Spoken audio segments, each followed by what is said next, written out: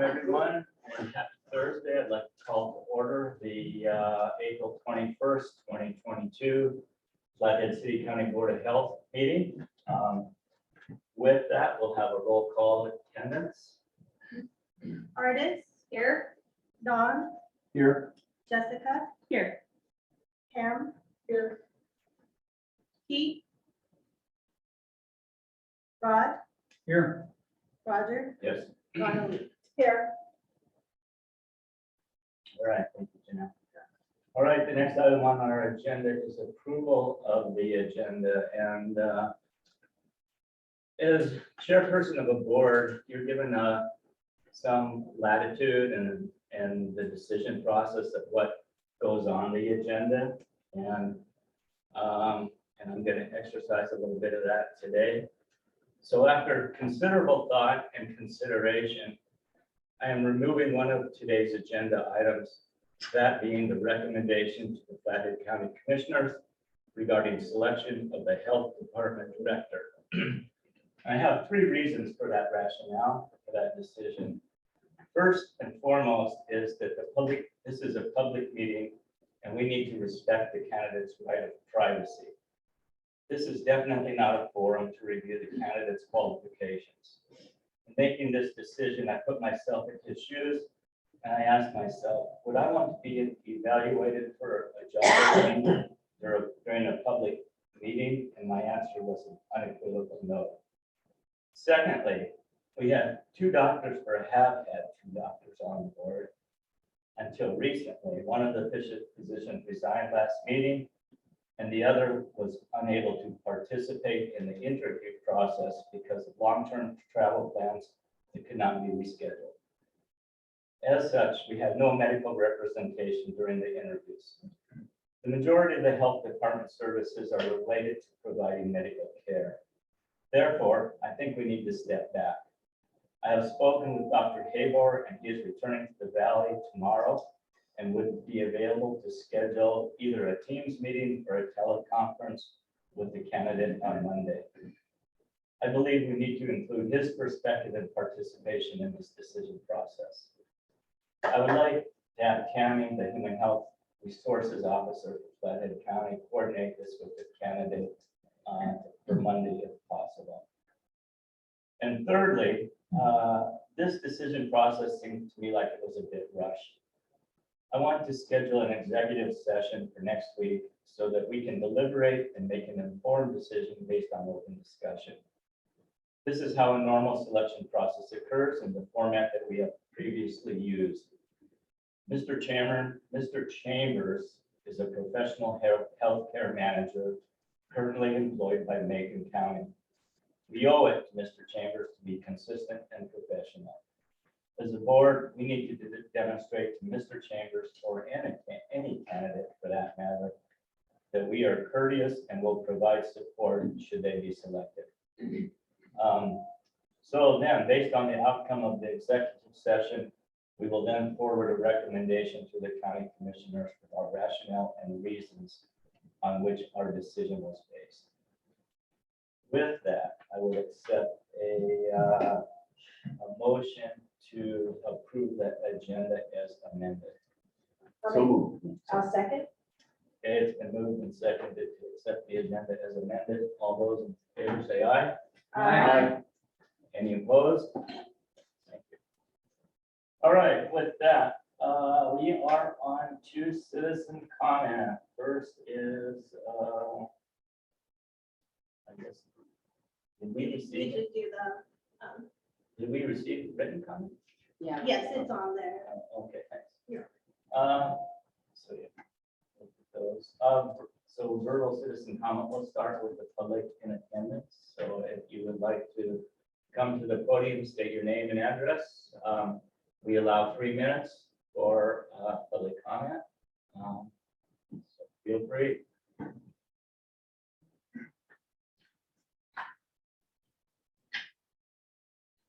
Good afternoon, my name is Hannah Karev and I live in Tyler, Montana. And just wanted to come here and kind of refresh on some of the things. I know the COVID thing is kind of waning and I don't think it's over by any means. But I wanted to reflect on some of the comments that have come up in the past 18 months or so, and then more recently, the past 6 months. And one of them was, the same people come in this meeting and say the same thing over and over again. And particularly because nobody's listening to us is the way we feel that. But I don't have long. I just want to say some, kind of get into this a little bit. So the worst part of the first 2 weeks to slow the curve is the first 2 years of authoritarianism. And I say that because 2.5 years ago, I mentioned on Montana Talks Radio that masks had nothing to do with stopping infection. It was all about submission, right? Training the citizens to submit to ridiculous, nonsensical demands. And preparation for what? And I think we kind of look in a tunnel vision. We don't really look, outside in a broad scope of things. So what are they preparing us for? And then had this discussion with the county. Well, I don't know if I had a discussion with you, Pam, but I definitely did with Randy Brodell. And I said they're training you for mandatory vaccines. It's behavioral training. Okay, so I said, and after that, they're going to train you for a COVID passport, and then they're going to train you for microchip in your hand. And I was laughed at and ridiculed. And so I said, it'll be just like China, where you have a social credit score, and they can shut your purchasing power off and everything else. And I'm still, for the most part, laughed at and ridiculed. So, and then of course, these things come to pass, and I don't know if anybody actually notices them. And even though we're not subject to these mandatory things right now, we will be shortly. So these things have nothing to do with science. It's everything is psychological warfare. And the tactic is abuse and positive reinforcement. It's the same thing abused spouses, if you've ever been abused or in abusive relationships. Someone tears you down, and then they give you a little more positive reinforcement. Makes you fall in love with your abuser, Stockholm syndrome. Okay, so that's what our government's doing to us. So you may not realize it, but the evidence is right there in front of you. And so they primarily are concerned with maintaining control. They want their authority unquestioned. They want to be in charge of every facet of the lives of their victims. They're as likely to reward behaviors that fit these criteria as they are to punish behaviors that they don't want. So examples of this, like the masks, the no masks, the vaccine passports for returning to regain freedom, the COVID stimulus checks after the government forcibly shuts down their businesses or limits how many people can occupy their establishments. So the question, why would we do this? Why is the world doing this and everybody in harmony? And you can laugh at me again, but it's world consolidation of resources and control over all the people and all the activities on the planet. And then, climate change, fighting terrorism, or containing a disease, or something of that nature. And to give you an example, if you think I'm lying or kind of blowing things out of context, 2 weeks ago, President Biden announced that we are in the new world order. And that was shortly after the World Government Summit in Dubai, where they reinforced their vision of a one world government, one world currency, and control over all resources, people, and movement. So you can pull it up, go to the One World Government Summit. So, and to top it off, if you want to, as far as the microchip and everything goes, that's in use in Europe. And it's now in use in the United States. Go to walletmore.com. Walletmore.com, you'll find the technology where you can currently get the implant in your hand and scan it for your bank account. They'll have GPS data in there. I don't know if it has transmitting data in there, but that will be required to buy or sell. And if you don't have your vaccine credentials, they may be shut off. So, and that's all I really have on that. And the last thing I have to say is that I came into the health department today, I see these things everywhere. The Sustainable Development UN Goals has right to do with Agenda 21 and Agenda 2030, which goes right back to the World Economic Forum's plan for a one world government. So laugh if you want to, but I think it's too late to stop it right now. And the conversations that we need to be having is how do we protect Montana as a community and isolate ourselves from the dangers that are currently coming at us. So thank you very much. Thank you. Hi, my name is Diana Southard. I'm from Marion, Montana. Last month I entered into the record an entire, not exhaustive list of side effects from the experimental shots that they've been passing out to people under the fallacy of a coronavirus or COVID-19. Coronaviruses have never been proven, and neither has the COVID-19 ever been isolated. It was all built on a model that was given to us by a computer model generated by the Chinese Communist Party. And everybody here sucked it down, hook, line, and sinker. And what has really been perpetuated amongst us as people has been the theory of germ theory. It's what goes along with the theory of evolution. These are theories, these are not proven facts. And if you look up germ theory online, it's gonna say, oh, we used to think they were caused by evil spirits. But they haven't addressed the actual question. They got you looking at something else. So that's a feedback. Louis Pasteur and the whole germ theory and killing off the germs in our foods and our milk and stuff has caused a lot of great sicknesses across the entire globe. And all these things and medications have been brought to you by the big oil companies founded with the Rockefellers and even in the Nazis during the stint that went on in Germany with experimenting on people. Now, we all know heard the term good gut health. What is that? Oh, you need so many good flora and bacteria in your gut for your immune system comes from 80% of your good gut health. Those are the bacteria and germs that we are needed in our body.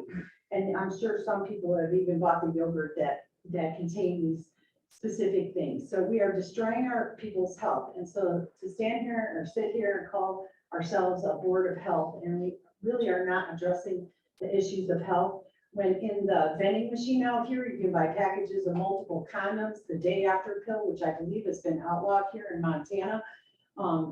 What's next? The burners, so I can light up some heroin and the needles and medication to put into it. It's bad enough that we're funding that through programs here in this county. And it's disgusting. It creates the problem. The government is creating the problem, then they come up with the solution. It's just so convenient, isn't it? So 2 weeks to flatten the curve, they meant two weeks to get everybody sold in fear. And I think this Board of Health has completely perpetuated that. And by going along with all these lockdowns and losing the businesses and changing the whole lay of the land, I think you've not done any good for mankind. And I really believe that this board is totally unconstitutional, and it's the perfect example of administrative law baloney. Okay, I would like to remind everybody they have 3 minutes, and we have a really full schedule today, so we're going to adhere to that. Thank you.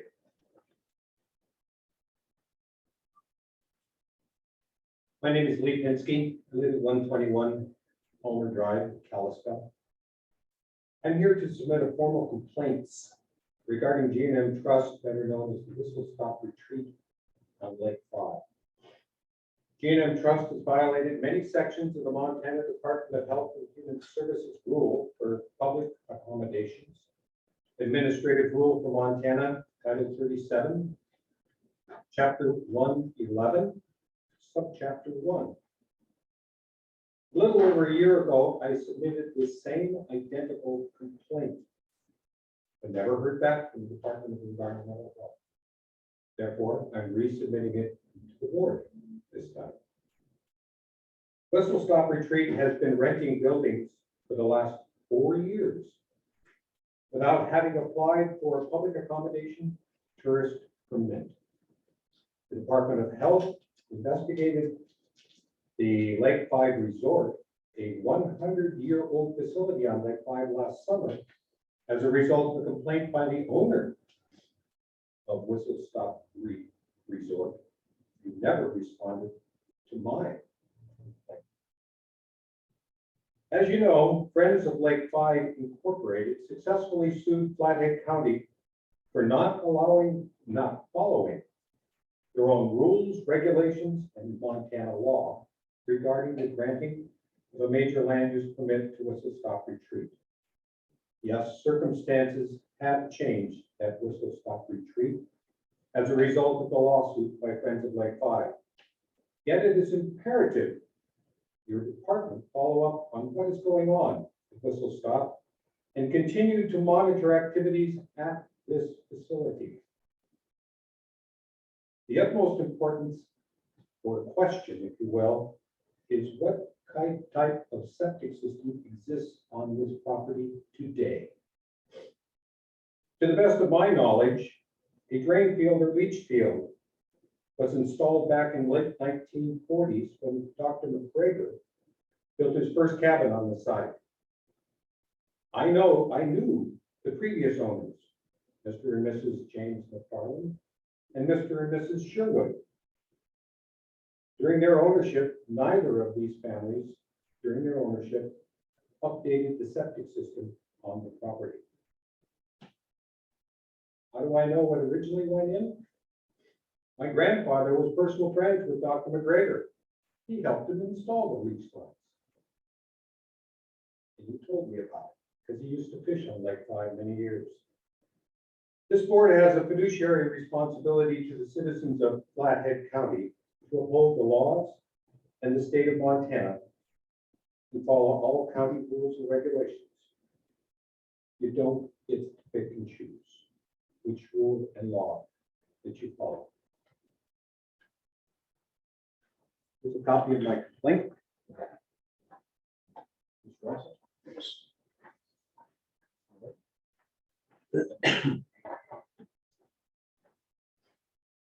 Thank you, Mr. Paskey. Your phone, sir. Perfect. Thank you very much. Is there anyone else in the audience that would like to address the board? Is there a stopwatch or something that we can look at? You know, If not, I got didn't bring my cell phone in, so. That's it. I got a cell phone, okay. I got Yeah. it. Good afternoon.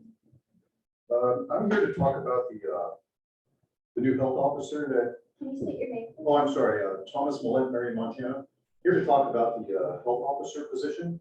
You guys know my position already. I've said it several times. I've sent you emails. I'll just briefly summarize what we want from a new health officer, and that would be freedom and liberty. The person who respects our freedom and liberty, doesn't dictate public health policy, but simply provides us some good information and recommendations so we can make our own decisions. The person that that the commissioners interviewed, I don't know if you knew that, but the commissioner did interview Mr. Chambers. I just want to give you some of my thoughts on this person. I was probably the only person over there at the commissioners meeting yesterday, and I did sit through the whole interview, 50 minutes worth. They probably have it on their website, so you can go listen to it. And I highly recommend that you do listen to it. I was very impressed with Mr. Chambers, actually. He sounds like he respects our freedom and liberty. He's been through the COVID in his county in Missouri. He weathered the storm, came out with a lot of different things, you know, things that they had to change on the fly. So I was very impressed with that. One of the things that I just want to tell you that I was really impressed with him was, you know, he reached out to the community. He was very open with his community. And he actually took, he related one story where a person called in and they weren't really on board with the vaccines like a lot of us are. And he wasn't really on board with the allopathic medical system like a lot of us are. And really encouraged him to reach out to and provide other things for other people, such as, you know, and use the health department to promote like vitamins and supplements and things like that. And he actually took that to heart and they actually did that. They actually paired up with a naturopath in the community. And they provided things like that for people that don't want to rely on a health system, a broken health system, I should say. So I thought that was a really good thing, and I think he would be a real good fit here. You know, obviously he doesn't meet some of the requirements that some people want, you know, because the UCA does state you have to be a physician and either a physician or a master in public health, but he does have a master's of business administration, which is good because this is a big budget that you got to manage, and you got to manage a lot of people, you know, 60+ people.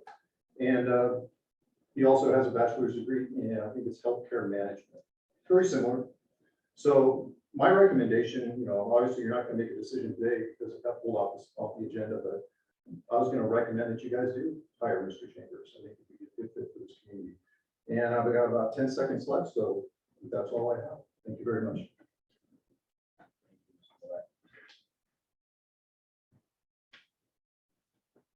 Anyone else?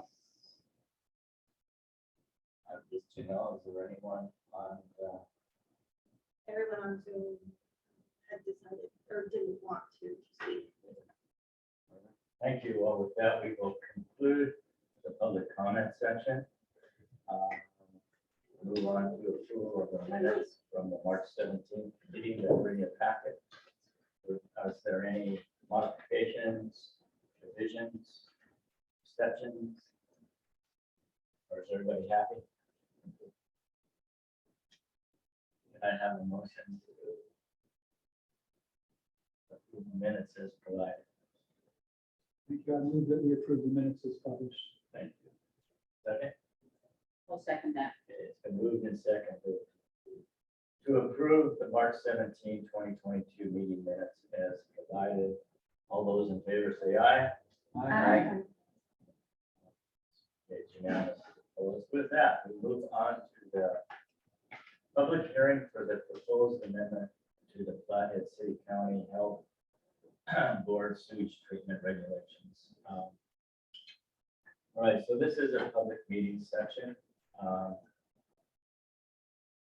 Just Joe gave me a little script, so here goes. For all of those that don't know me, I'm Roger Noble, Chairman of the Flathead County Board of Health. Members of the Board of Health present today are, and I'll just let you go around and say your name. Artis Larson. Ronald Skis. Bud Coons. Pam Holmquist.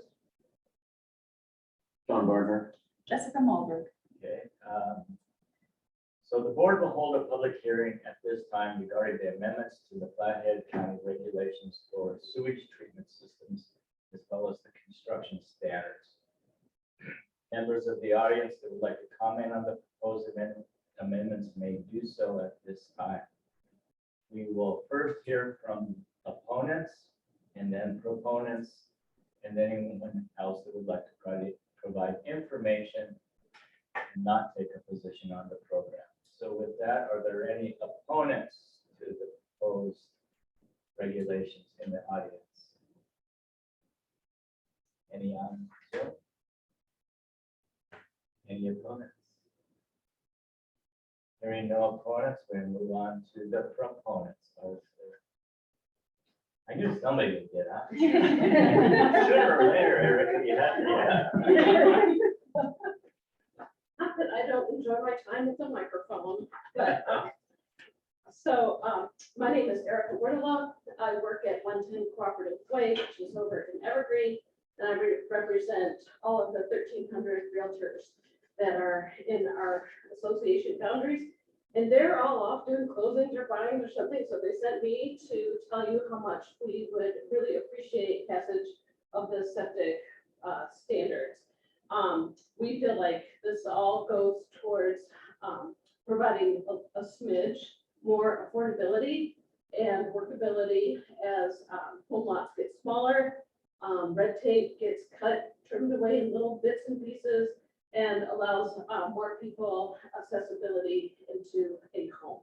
So I have a very brief letter. I didn't go into specifics, but of course, anything with reducing the gallonage that is calculated on a per daily basis, the slope calculations, and just even the amount of lineal footage that is required for the leachate field all goes towards making homes more affordable, which is, as you know, hardly defined in these parts. So I have written comments, and I'll just leave those with the secretary, but we would appreciate your approval and kind of consideration of these regulations today. Thank you. Thank you. Anyone else? Any other proponents? All right, is there anyone in the audience or attendance that would like to speak otherwise on this matter? Joe, you're not here for this, but it's your game. Your thing. It's your chance, man. Anybody online? No. Thanks. All right, with that, then we'll close the public meeting on the rulemaking. Next step, John? So we'll go to executive session and because there was no changes proposed, you can just move forward. That's submitted in the initial. I guess we would take a motion from the board to approve the revised rules as provided. We'll make that motion. Second. Okay, it's been moved and seconded to approve the revised septic sewage treatment rules. Yeah. Just a question for clarity, so these now go before the commission. Right, so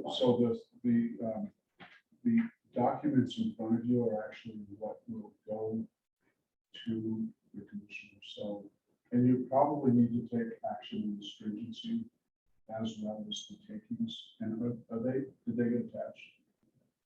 Yes, they did, so the thing is you want to move the first part of this executive summary for action on the amendment.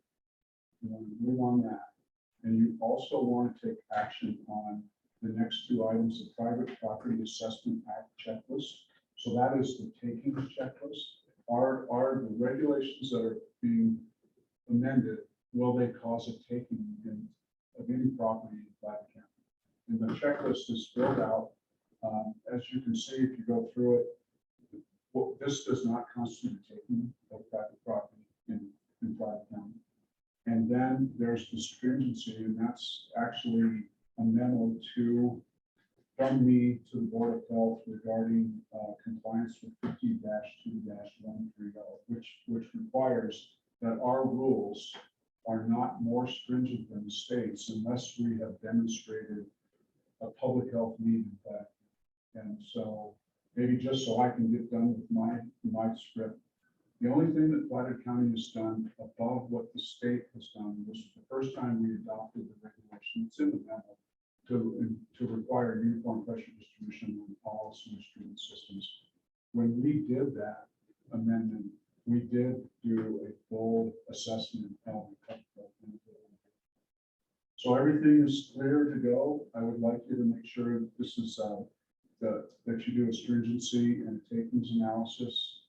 You want to adopt those so the Board of County Commissioners know that that's been done. Because that's still, the stringency one is actually a duty of the board, not a duty of the. So when it comes to us, there's no public. There is no public hearing. It is literally an executive action to adopt the amendments. Yep. But I will include Erica's comments, because we do have them. Yeah. Of the only public comment that was, well, I'll include that in this executive summary.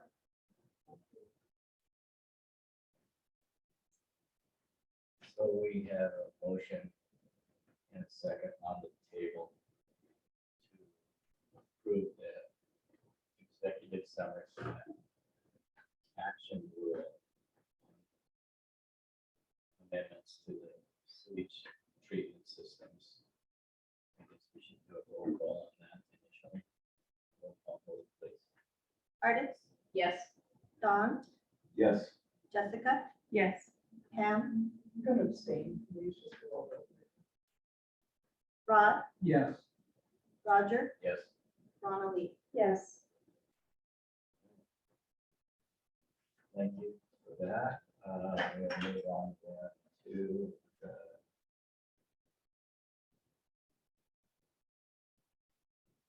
Want to do the private property assessment checklist. So there are 7 items on the checklist. Maybe you can tell us what this is. So this is just an algorithm that's as you move through it and you answer the questions, you will know that if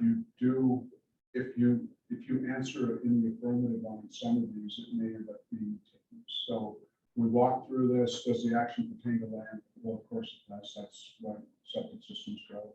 Does the action result in either a permanent or indefinite physical occupation of the private property? Since it doesn't have anything to do with the house structure, it does not. So that's a no. Does the action deprive an owner of the economically viable uses of the property? Actually, this is, as Eric had mentioned, we're lessening the design flows, so it's actually a positive thing for property owners. Does the action require property to dedicate a portion of property or to grant an easement? Technically, you can't have a septic system without that. So this is a yes, correct? You don't have to grant an easement. Government requirements and legitimate state interest, yes, this is all tied to all of the state rules associated with this. So is there a reasonable or specific connection between the government requirement and legitimate state interest? That's a no. Requirement roughly proportional to the impact on personal property use, yes, you can't occupy property without a proper septic system. So you can see how this kind of moves. Does the action have a severe impact on the value of property? As you heard from one proponent, it actually had a positive impact on property. Does the action damage the property? No, it does not cause a damage. The other ones are empty. And so if you move this forward, this property tax, you will have Roger sign it and it will go as a document. So this is actually one of the board requirements. So this would be a document that the board chair would sign, and I would submit that to the record to the commissioners.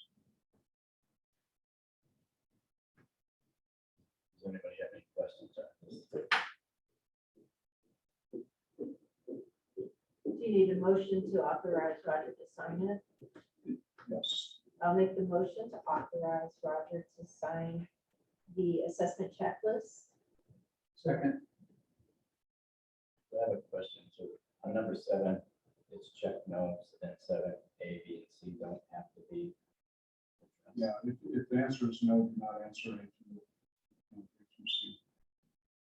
It's just like, it's just a document. I stole from the board regarding stuff that I used to do. All right, so it's moved and seconded to approve the chairman to sign the Private Property Assessment Act checklist. Are there any questions?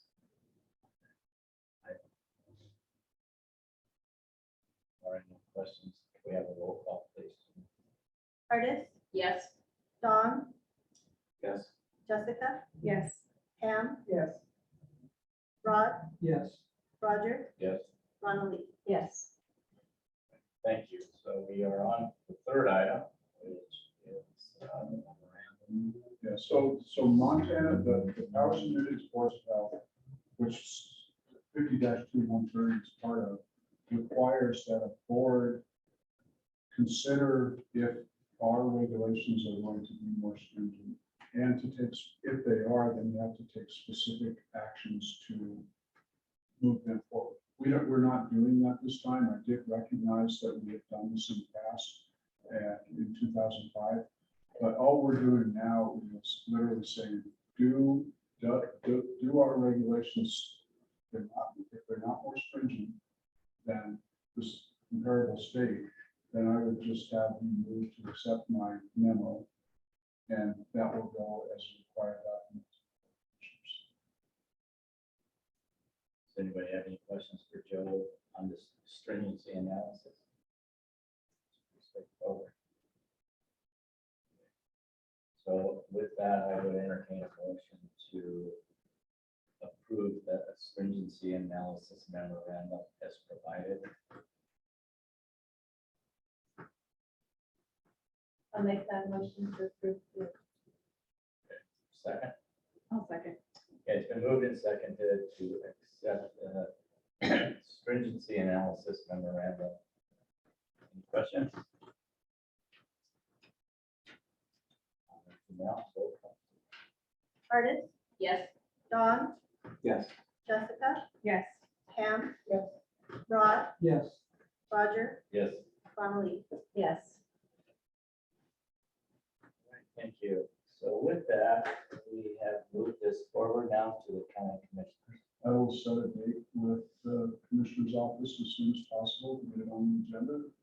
Get this back. We have a lot of folks that would like to get this in place because we have so many pending I know. permit applications that are gonna be changed, they're gonna be changed based on this. I've been moving stuff forward, telling them, as soon as the board and the commissioners do this, I'll issue you a permit. But we've got a bunch of stuff we have in our office. I have a question for you. Well, one that was approved, the permit is ready to be picked up. It was under the old guidance rules, it's at the point. In other words, it's monster grain pit. Can that be reduced? Yes, but all we need to do is remember this, the tankage has to coincide with it, right? So I'm sitting here saying, yeah, I got a 4-bedroom permit in my cabin, as long as I put another 1,000 gallons of stuff. Tankage on. But yeah, it's way cheaper to put a little tankage on there than it is to build some of these monster drain fields. So I would encourage everyone to modify them. We'll make sure as we move them out that we tell people that, we can modify these. So do they have to go back to the designer and get it? No, because, well, technically, we can look at the pumps and the specs. If you're reducing drain field, as our engineer in our last unit body is out there, will tell you that it could affect the size of the pump base, but technically it really wouldn't make that much difference in the head with some of this reduction. If it would, we might ask them to go check the pump, but how many pumps are in the 410s? We can look at the pump. It's not going to blow everything up. But we could see a reduction in pump sizes or the horsepower. All right, with that, so this has been a long time coming. Staff has worked on it for 2 years to get it to where it was. The environmental committee met on it for about a half a year. So it's finally come to fruition. We're consistent with state flow requirements now, which is great. So good job, everyone. Thank you for moving this forward. Now in the capable hands of the All right, so McDonald variance. Yes, I'm sure you've all read it, and I will try to recap this as sensibly as possible. I didn't say expeditiously, but I will try to be sensible and very close to this. First of all, the variance requested is to the setback to the foundation. All of the other, working with some real fantastic engineers, all the other problems have been resolved, but we still have to get the sewage from a very deep grind vault up to a level 2 package treatment plant. We needed to reroute the system around the house, or reroute the force main around the house to get the setbacks to the well. That was drilled in the wrong place. I want to address the well issue because this can be this can be really touchy. We've had people drill wells in the wrong place, and we've had them come to the Board of Health and get variances granted to setbacks. We were able to do this without asking for setbacks to the well, to solid steel lines. I think that that's the only way we could move this forward to the board. But one of the things, and Jess and I had a conversation this morning, and I relayed to her, and Roger, correct me if I'm wrong, you're the hydrogeologist at the bench here, but this is a fractured bedrock environment on the lakeside. And we drilled a well into this, which to actually try to abandon that well and route it correctly and move it, you may just leave yourself a hole to the aquifer that may not be able to be repaired. We just felt that why should we put another hole out there when we really gain the compliance with the setback to the sewage components, and through using deep detect, which is a way to sonar to find where the drain field lies on property next door, we found that that well didn't encroach on that drain field. So we had no issues around setbacks to the neighboring property. But I do have some issues with drilling a lot of holes in the ground and potentially creating short circuit conduit for pollution to operate. So since we didn't have to worry about abandoning that well and re-drilling in a bedrock environment, I felt my professional thought was, let's just leave it. Let's leave the well. Let's deal with the rest of it. Joe, anytime you want to jump in. Yeah, if you guys have questions too. Yeah. So I felt that let's leave the well alone. But many that worked with me on this knew that we weren't going to sleeve this when we had an alternative, because the board always has to look at the condition and say, is there a reasonable alternative to comply? In your packet, there's a site plan that will show you, and it has that red force main in it. It shows you everywhere that red force main is not in compliance with the setbacks of that way. What TD&H came up with is rerouting around back. We can literally get away from that. Yeah, Janelle, if you can get to that, maybe that's the best one. Go down. That's the first exhibit. Keep going. I want to show maybe the best things for the board to see that. Now that's the original plan. That's the original plan that got modified by the property owner and the septic system installer, not by the engineer.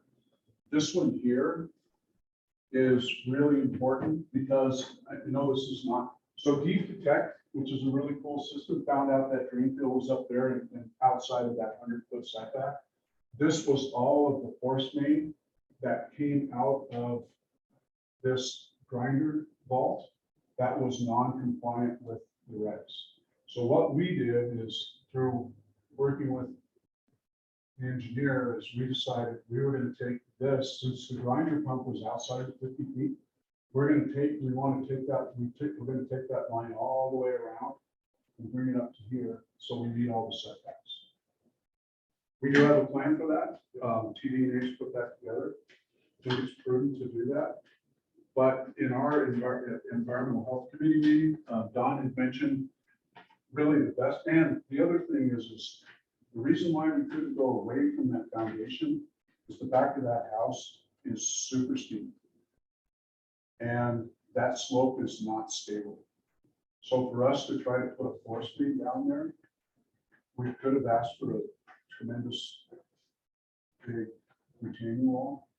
But once again, having a force main at 5 feet from the building foundation is really not a big deal. That's how our regs used to be. Don, you remember, everything was 5 feet from building foundations until the last time we modified. So from a public health perspective, getting that line outside the 50 feet and the condition that Don actually came up with and our environmental health committee came up with is to use high density polyethylene pipe, which is a super strong pipe. And if in anywhere that a joint needs to be done, if it's not terminating in another tank, if it has to be not a field joint, it would be thermal duct fuse, which is basically making it one long continuous pipe. So at the end of the day, I don't know how much more depth you want to get into, but I would recommend that we move forward with this. That's my health officers, with the condition of using the HDPE pipe with thermal duct fusion. Everything would be now compliant with the setbacks to the well, which I think is the most important thing. And the fact that if we keep that thing at 5 feet, and I wish I would have had that picture you guys had that shows you we can get that thing at 5 feet, we can get it on some really stable ground, which having that force main in stable ground is way more important than getting it 10 feet away from it. So that's kind of where Roger, I'd be glad to answer questions, but, or Joe. Yep. You want to add anything to? Did you included our reporting, right? Yeah. You may have the pictures at the very end of that report that show that little landing No, it's all the way down. No, It actually shows the force main. there's not the full pictures. Did you not get that picture? Okay, that.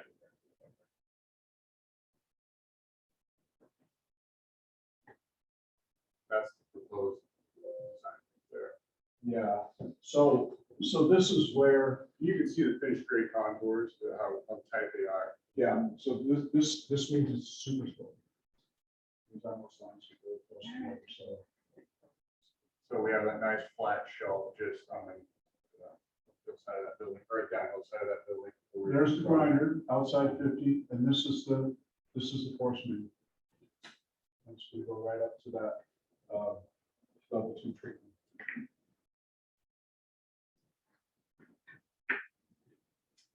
Can I ask a question? So the original plan had it on the opposite side, correct? The tank and all that on The the original opposite, plan, yes, the original plan, the tank was on the north side of the On building. the it north should be on side. the left side of that, okay. yes. So what was the reason for them to move that tank? They claimed that it was difficult to install at that location. And we were not consulted on the relocation of that. That'd be nice if, because when we have variances like this, and we have an installer who installs things like that, it'd be nice for them to have to retake the test to understand that you have all these setbacks. If you would like to make that a condition of granting the variance, I won't, but I would be glad to haul his butt in. I know, Enjoy but, Conversation, that would be fine with me. yeah, because I Not don't that guy, understand. he's got big guns, but. Yeah, you don't yeah, talk to the no. big guy. Because it's very discouraging when a client pays for a design, you shoot all the stuff in, and then you design it, and then the installer, nothing gets chewed on, but the installer then takes it upon himself to change things. And then have to come here for a variance, which we've been in front of this board before with variance of our clients putting it in the well, the 50-foot well where we had it's legal. So that was the thing, they just kind of did it on their own without Yes, your, yes, we saw it when we went to as-built everything, and we noticed setbacks were not meeting that. Yeah, this one went through Kate, Crystal. I read all the emails going back and forth, it's like, wow. But there is some validity to how much those tank that size can be craned into its Right. safety site. So, but it would have been nice if they would have just called us. Yes, exactly. And instead of, the other thing they do is, it's not atypical to see these grinder vaults in this same environment, all over Flat Lake, because the steep slopes, they can get the vaults in. They can get that little vault in, and so they ran plumbing out the wrong side of the house. Right, well, that's Right what I on the know. south side. Where- So that was the first thing, is goofy plumber runs plumbing out the wrong side of the house, doesn't help. And as we discussed, the house is finished. We have them tear everything out and run plumbing out the other side of the house. You know, at some point, I will take it up to Scoville's installer. Just for you guys. Like, when you show up and you see those like that, you just shake your head going, I don't even know why I did plans. Well, certainly from an engineering perspective, when someone just hacks up a plant, that It was frustrating. it's Yeah, very frustrating. This was an extremely difficult site to I, engineer. Times have changed. That's all I can tell you. I wouldn't dream of this.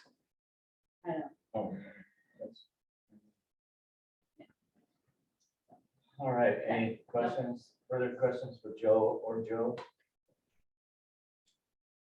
I think come up with a good solution. Don's made some good recommendations for the installation of the HDEP pipe, so. And we will modify our plans to include those. So with that, I guess we need to approve the variance for this request for the McDonald home site. As proposed with the modification provided by Mr. Barnhart. Is there a motion to do so? I'll make a motion to approve the variance and with the modification from, Second. second. Thank you. And also, I guess we need to include the conditions of the variance as amended. Any discussion? Any further questions? Janelle, could you do a roll call, please? Artist, Yes. Dawn, Yes. Jessica, Yes. Pam, Yes. Rod, Yes. Roger, Yes. Ronald. Yes. Well, thank you to the environmental committee and Joe for your hard work on correcting this issue. You can follow up with the installer at the owner. Gonna box that name. You can take him off your list. Yeah. You're good to go. All right, okay, thank you guys. Thanks, Joe. All right, with that, we move on to department reports. First on the agenda is community health. Afternoon, everyone. Wanted to I just have a few updates. I'm going to share most of my time with our asthma home visiting nurse, Rebecca, here, brought with me today. So I'll just give a few updates for our home visiting program and some changes that we're going to have here in the near future. So as we talked about last time, we were in the process of recruiting, hiring, and training 2 new home visitors to help us tackle our caseload. And those people have been diligently completing their trainings and almost finished. I know 2 of them are doing trainings this week, actually. One was today. And that will project us to take on our referral wait list by quite a bit. So at the end of March, we had a wait list of 42 referrals, which is very, very large. And since the end of March, we have been able to cut that wait list down to 29 and also transfer our 12 families that we had on hold on our transfer list into caseloads. So we've been going as fast as we possibly can with building our caseloads up. One thing that we were notified from the state was that we are anticipating a grant amendment. In May, they'll have it to us for the commissioners to take a look at. And this will be for about $65,000. So as some of you guys remember, we had a substantial budget cut with our home visiting program at the start of the fiscal year for that grant, and this will do a pretty good portion to get back up to most of our FTEs will be at 0.8, which is pretty big because 2 of our FTE new hires are 0.5. So that's a pretty big jump for them, and they'll be able to take on a caseload of 77 instead of 65. So slowly making progress in the right direction. We've spent a lot of time in March and April getting out back into the community. We've done quite a few events. We did one with the Healthy Beginnings Pediatric Therapy community event. Tonight, actually right after this, I'm headed over to the Blue Ribbon event for child abuse and neglect. And then we are signed up to do Spring into Safety with Logan Health the first weekend of May. So those are my updates for home visiting, and I'm going to let Rebecca talk about asthma because we haven't had an update for our asthma program in a while. All right, thank you, Kiwani. I do have some handouts. Okay, so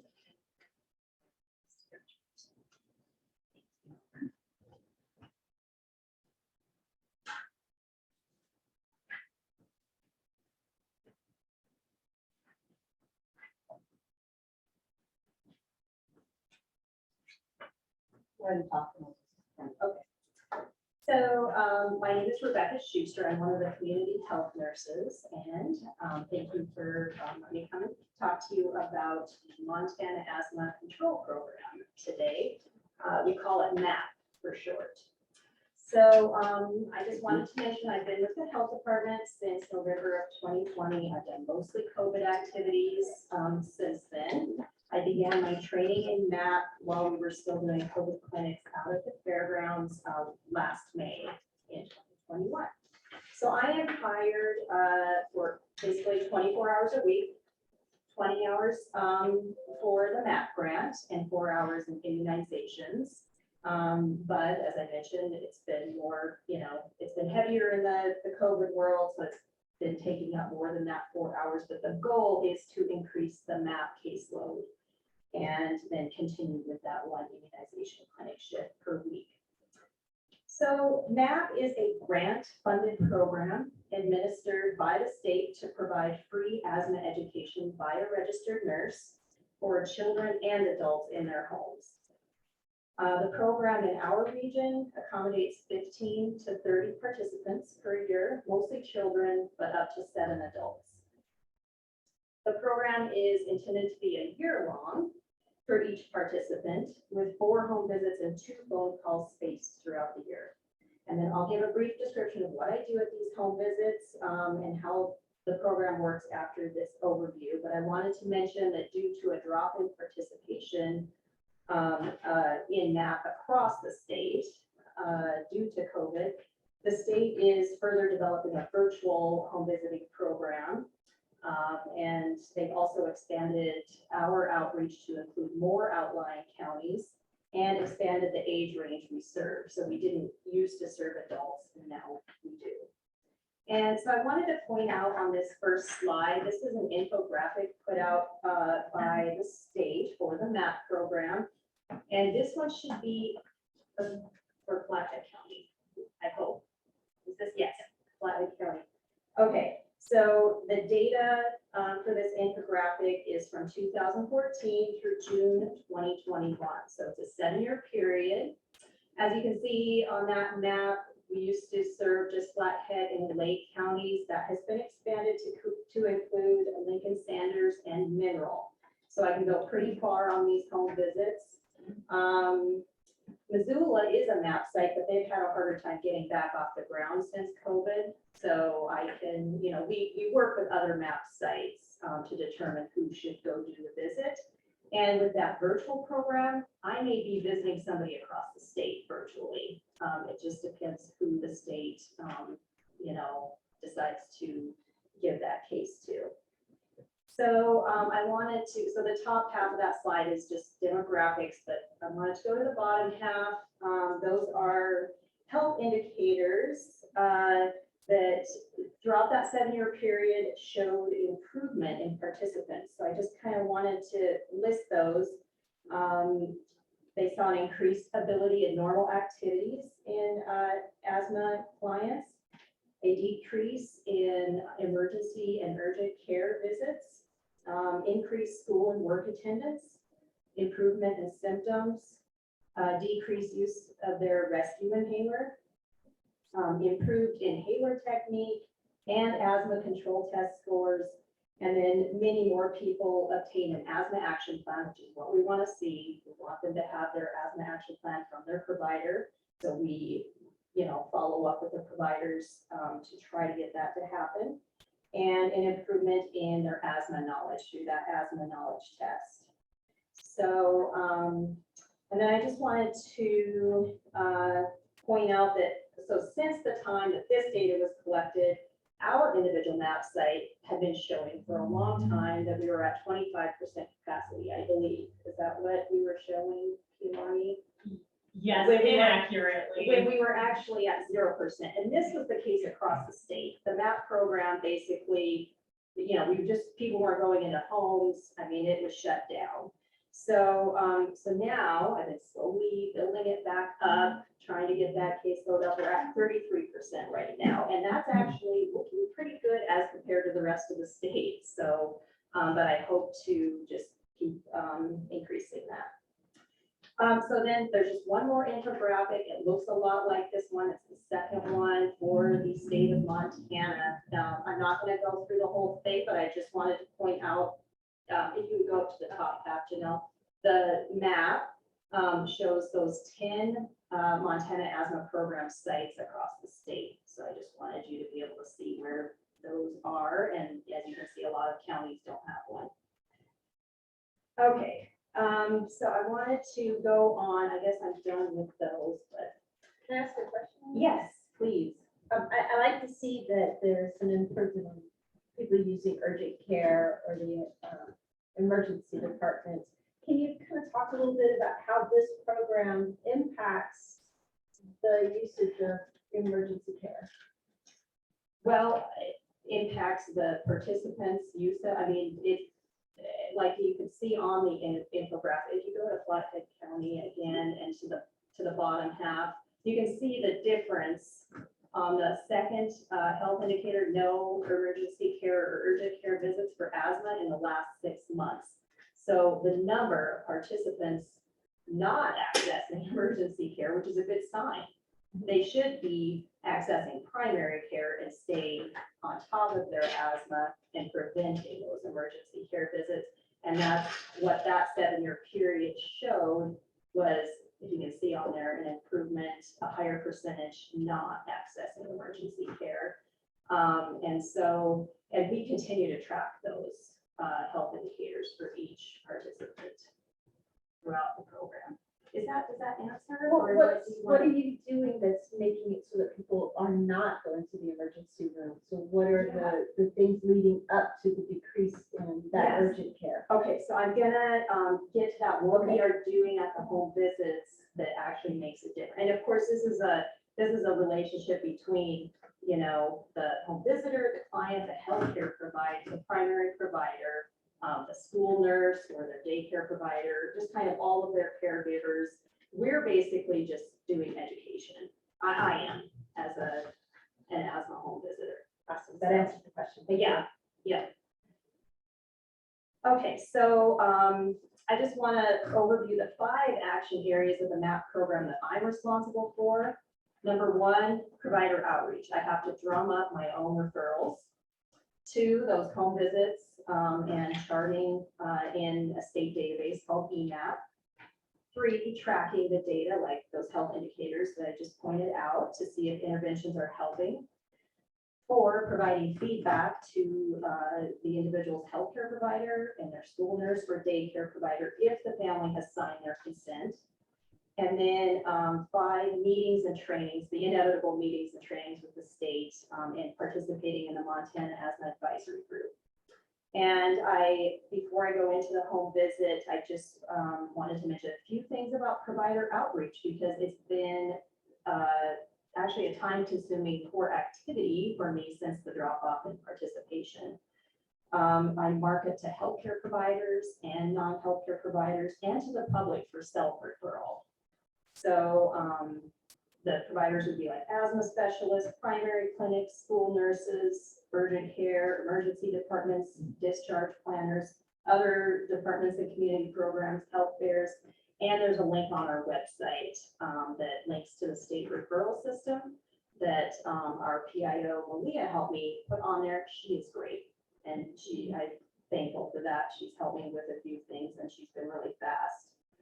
And so on the pamphlet, as part of this provider outreach, we talk about eligibility. So if you just flip open, go to who is eligible. We try to focus on people with uncontrolled asthma as evidenced by those emergency department visits or a low asthma control test score. But if you look on the middle section underneath the picture, adults and children who do not meet eligibility requirements are able to participate in MAP with a direct referral from their healthcare provider. So basically, we'll see anybody with asthma. If it's a self-referral, I will get in touch with their healthcare provider with their, consent and make sure they're a good candidate. And if they don't have a provider, I do place emphasis on finding one.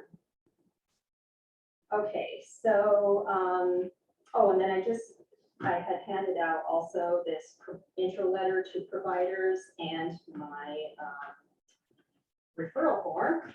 And so if you know anybody with asthma, please send a referral my way. I will take referrals from everywhere. So, and when I do the outreach, I phone a point person first for that organization or clinic. Then I email intro letter and referral form. I offer to attend staff meetings. I partner with our tobacco prevention and cancer screening programs. We do outreach to surrounding counties together. And then I will also be using that Connect referral system when that gets up and running. So, and then one last thing in the pamphlet, and that is what do these participants receive? If you flip to the first back panel. So as you can see, I mean, it's free. It's no cost to participants. It's grant funded. They get those 6 nurse contacts throughout the year. Free allergen-proof pillow and mattress cover. That's to help with the dust mite problem that can be an asthma trigger. And free HEPA air purifier for the bedroom. And then the education part, we go through an extensive visit to help identify asthma triggers in the home and outside the home and what to do about them. And then another big part of the education is going through those asthma medications. We talk about the controller inhaler versus the rescue inhaler and what they target in the airway. And as I'm doing that, I'm just going to show you a few of my tools, if that's okay. So like this is a model of the airway that I use to show what's going on in asthma. It flips through like different stages.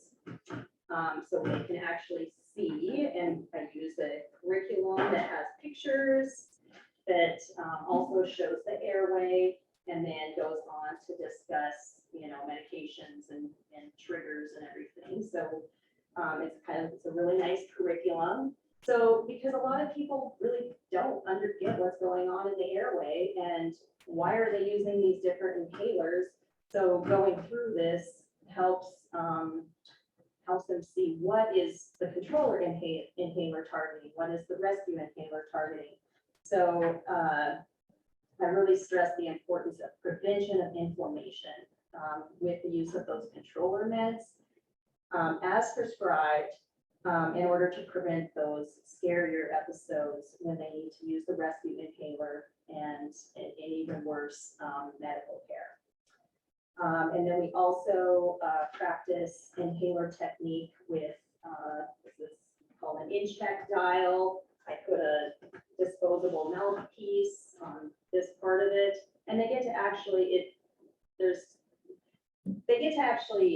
see what it feels like to do a proper inhale, which is, I mean, harder than you would think to get sort of the right amount of force, because you don't want to do it too forcefully or not enough. And you'd be surprised, nobody does it right. I mean, it takes me practice too, pretty much everybody. And then when they're younger, you know, because I see anybody, I mean, any age. So when they're younger than say like 4, they often use a mask inhaler. And that's a little bit different. They can, if they're really young, they can just breathe normally, but just keeping the mask on during those breaths is, you know, a challenge. So we work through that together and we use an incentive program for that kind of thing. And I do have other tools, but I won't go into those. So what I've observed through doing these home visits, I've observed kids of all ages improve their inhaler technique. I've seen families make changes in the home to mitigate triggers and verbalize better understanding of how the medications work and why to use them daily, why to keep up with those primary provider appointments, and my communication to healthcare providers has led to needed medication changes based on the feedback. So that's been neat to see as well.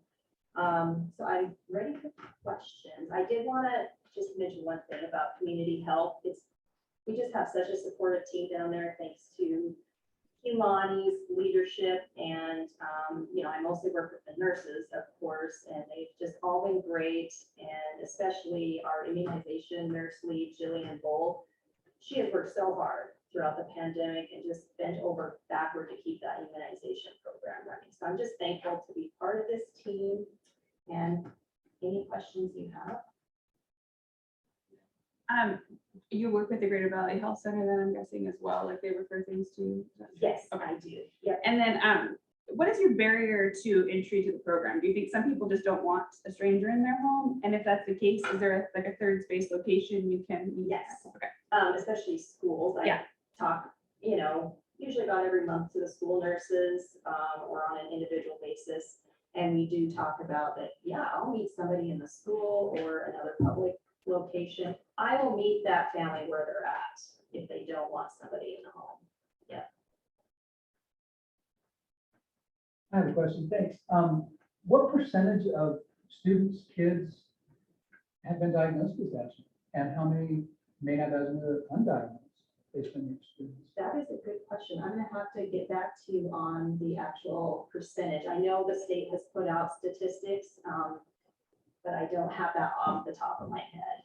I can Yes. chime in a little Yeah. bit on that. So that's something that the schools and the county used to work together to produce statistics on how many kids in each school had certain disease types. And that is something that we're going to start implementing again, working with the communicable disease side of things, implementing those school dashboards for common knowledge of how many kids are out there that we potentially can help.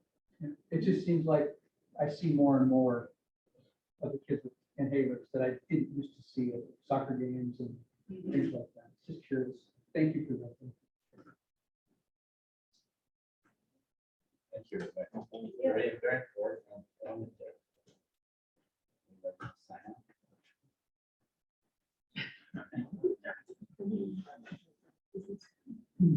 Population health, yeah. Population health. Jenna Costi, Population Health Manager. I don't know if I followed that, she was very good. We hired Jim Wardowski, I'm gonna slide that for you.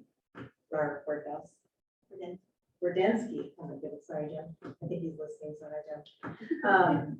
We hired him for our congregate care living person so that he will be able to go in there. So we had Andrea Woody working there as a temporary employee through the pandemic, or the last couple of months for the pandemic, and she has been doing it. So we've been lucky enough to have her stay on and be able to train him, and then her last day, I believe, is tomorrow. So it was a good transition when taking over that. He's going to be an excellent resource. He was a former police officer, so he knows about he knows about investigations. So it's been very helpful, and he's a great guy. I'm super excited about that. We did do an interview for an STI individual to do STI investigations, and hopefully that will pan out. It was a great interview. The individual was pretty enthusiastic, and we were pretty enthusiastic after her interview. So we're hoping that that will pan out. If that happens, I believe that person would be employed around June, right? Yeah. So we're getting back up to full staff. So we've been doing a lot of stuff with communicable disease. The communicable disease team, Malia, Lisa, Jim, and Marissa have been looking at goals and things that we can do to get back out into the community and do more education, and really start to kind of go out there and start talking about bats. Talk about the bats and talk about rabies and trying to get more education out there about what people should do with them, because we're heading into those summer months when we're going to start getting inundated with the tourists and tourist homes, and trying to get that out there prior to trying to alleviate any unneeded prophylaxis if we can get those to the VRBOs or to the Glacier Park or wherever it is, so that they keep the bat intact, so we can get the bat tested, so they're not going to have to get that. So, and then breast and cervical is doing well. We have Annie back in our Annie Carlson and Jen Drew and Kimmy Lindsay. They have been going out to Lake County, and they have something set up for Sanders County. So we serve Lake Lincoln, Sanders, and Mineral County in the breast and cervical health. And so they are reestablishing those relationships, have gotten a lot of good feedback and a lot of good things that people want us back into the community and be able to have some in-person meetings and going to those things. So we're super excited about that. So that's kind of the update for the last couple of months. Any questions?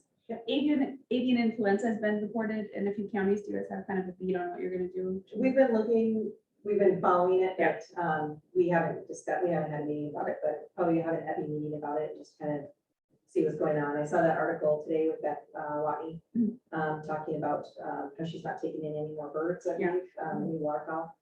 So Lisa and I talked about that a little briefly, and we'll go down that, maybe talk to you a little bit. I have all the emails from the alert. Yeah. State health. Yeah, probably try to get some education out there around there about the handling of waterfowl and that going forward. Best we can. Any questions? Any questions for Jen? All right, thanks, Jen. Environmental health, I guess, that's you. Just quickly, if you look through the first table, our food and consumer safety crew has been very hard work.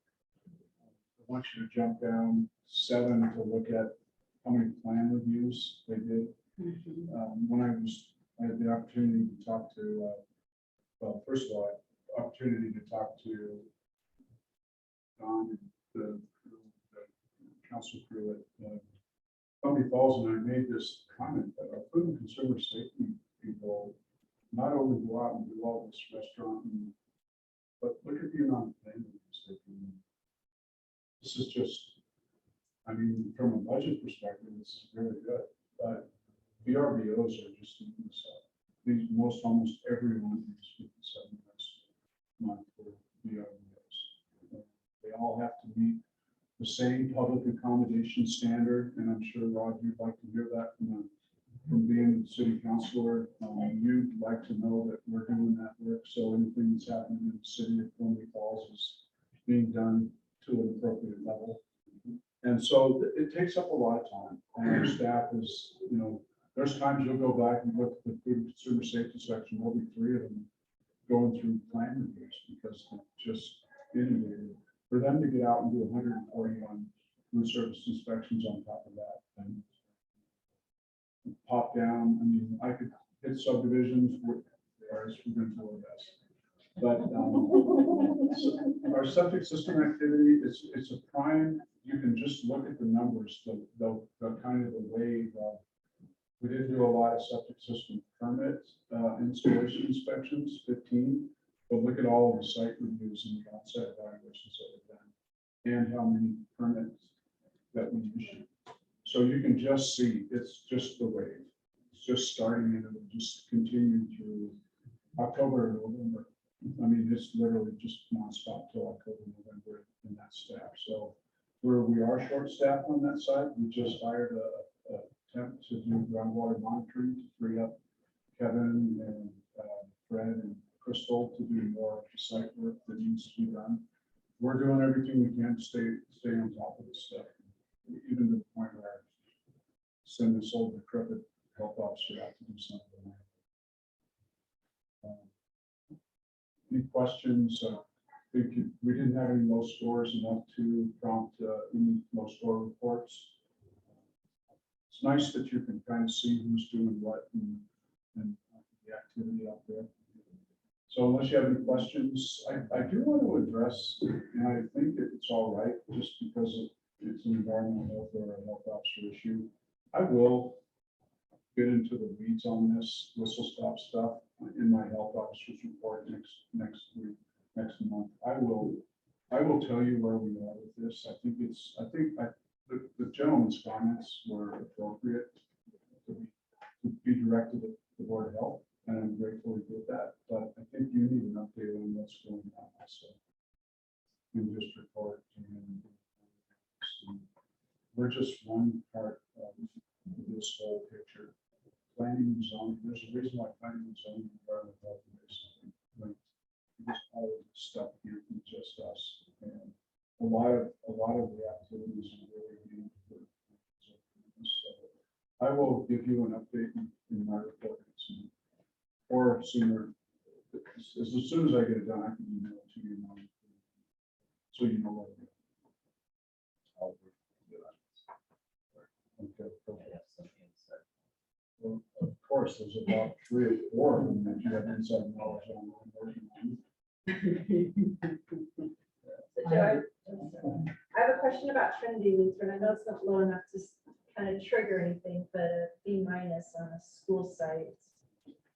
Yeah, clearly, will have been back, or depending on when it was, but that will, that's an automatic trigger on a follow-up within 10 days. So certainly can look into that, but, we consider a school environment, a high-risk environment for this, so B- is, to me, it's not nice. Thank you. So I was out when you talked about Gold Star, but. But it's rolling, we were gonna wait the quarter and then do a report to the board. Mr. Chairman, one more question for Mr. Russell. When you were talking about the plan reviews, you said of those 57, most of those were VRBOs. Do you have, Foundations. right, do you have a breakdown which communities, where the VRBOs are Well, located? I mean, I'm just we thinking, can do that if you'd like, I can get that to you. It would be easy to mine that information out. I would like to see that. I think probably for Thunder Falls Whitefish as well. VRBOs are a hot topic with the affordable housing and how much it's affecting our county. Because we put in the city ordinances, we have the regulations there. You have to, if you're gonna do it, you have to do all this, but we don't think about what it means to you. We just want it done. So that night, I think I'd like to explore that. So Yeah. thanks for that. Yeah, that's easy. One thing about that, that number, that 57 number is probably what, 20% of the active VRBOs are. That's what Rapid Thunder Falls. I mean, they're going like crazy. The fire chief goes out and has to do those inspections and everything else, but we're not getting it. I mean, you go on any of the sites too. And it's a huge thing on the county. I know, I mean, we go about 6,000 people, actually encompass about 9. But we're trying. Yeah. You gotta try. Yeah. But boy, they're hard to do. Well, and it clearly an executive decision that rests with me. We don't have time. We don't have time. We're going after the ones that want to comply and want to do it right. And we get them. Everyone who complies will complain about it, and who's just out there throwing out a sign. So we get them. We don't always get them up in front of their operation, but we do get them. And once again, between planning and the health department, environmental division, we get them. But you're right, there's a lot of them out there. The ones that are really crazy, the ones out in the county that might have substandard well because they have it. There is a standard for drinking water that is necessary in public accommodations. So some of these you just cringe, it's like water without any treatment. Yeah, you wonder whether, if I may comment, wonder whether posting very visibly at these places that have been inspected and have passed their inspections make any difference. As long as people would know that I want to go to one of these places that has this posted as compared to walking in there, and when there's an sign says we're not posted, so I don't know how you would make that general knowledge to the folks that are coming into the county to visit us, but something to make it obvious that that is a good place to stay. They're going to be safe there. They're going to have good water. And the dishwasher is going to clean their dishes to the right temperature and all that good kind of stuff. I know a PIO that could probably work on something to literally put a yard posting in there that most of the ones that have gone through would love to have something from us, right? It's just like the story. But we'll work on that. That's actually really good. Yeah, our registration numbers, I know what you should be talking about registering all the Airbnbs and VRBOs, and so you can't have one unless you have a registration number, which proves that you've gone through all the steps. Right. I was figuring out, so I'll get around it.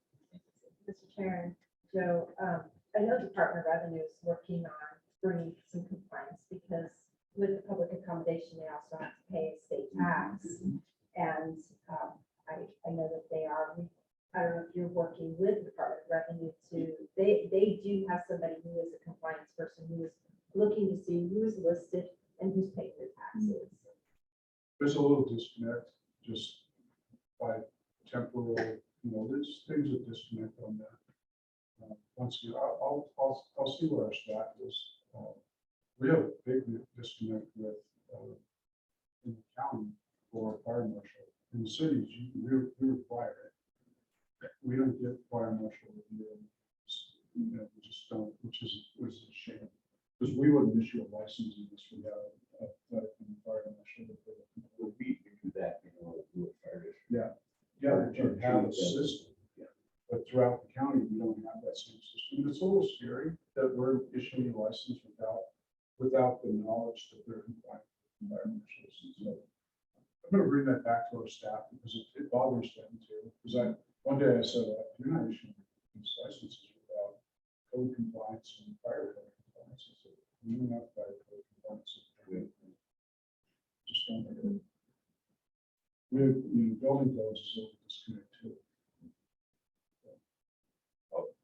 I'll find out what I can and bring it back to you. Thank you. All right. So you're up. Good afternoon. My name is Curtis Zander. I'm the accountant for the health department. I've got a couple items on the agenda here. We'll cover a little bit of the preliminary budget and then also the monthly department report. We'll start with the preliminary budget.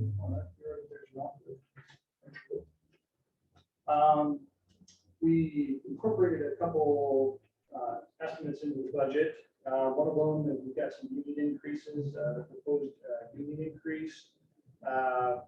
It got factored in there. They're underway, not finished quite yet.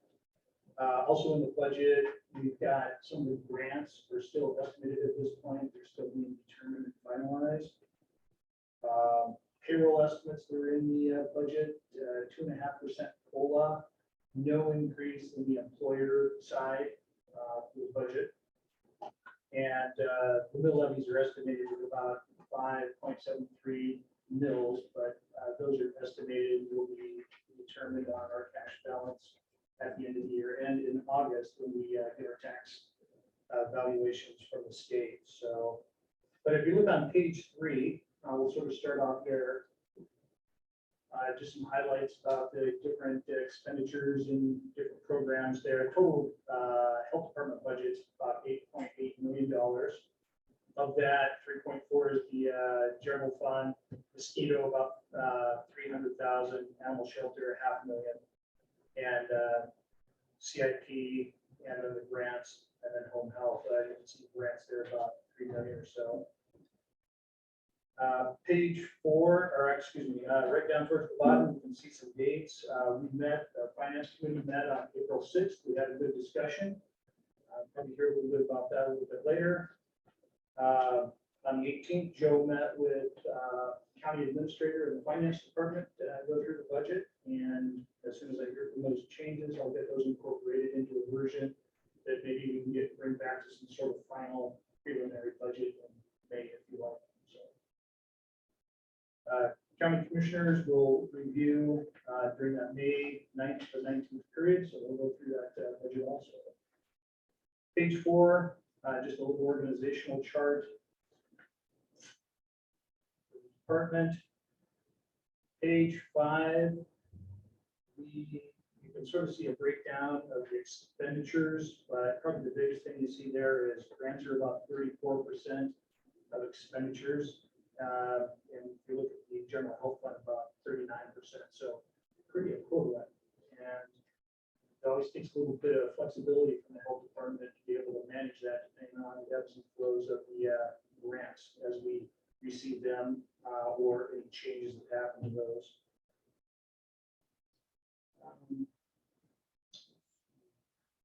Page 6.